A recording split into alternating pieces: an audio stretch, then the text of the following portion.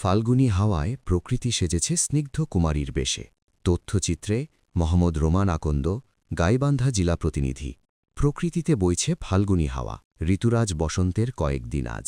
আবহমান বাংলার পল্লী প্রকৃতিতে আজ নব নব সাজ। হিমেল পরশে বিবর্ণ ধরায় প্রকৃতিতে জেগেছে প্রাণের উল্লাস। নীল আকাশে সোনাঝরা আলোকের মতোই আজ হৃদয় আপ্লুত হয়ে যায় প্রকৃতিকন্যাকে দেখে। শীতের পাতাঝরা বৃক্ষগুলো এতদিন যেন বিগত যৌবনা বৃদ্ধার মতো দাঁড়িয়েছিল রিক্ত বেশে। বসন্ত এসে তাকে দান করে যৌবনের উন্মাদনা। দাঁড়িয়ে আছে স্নিগ্ধ কুমারীর বেশে। গাছে গাছে নতুন কচি পাতা আর পুষ্পমঞ্জুরির সমারোহ।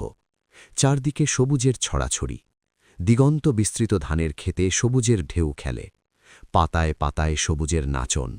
প্রকৃতি ভরে উঠে এক অনুপম সৌন্দর্যে। রং বেরঙের ফুলে ফলে ভরে যায় গাছগাছালি। এ যেন ফাল্গুনের রূপের বাহার।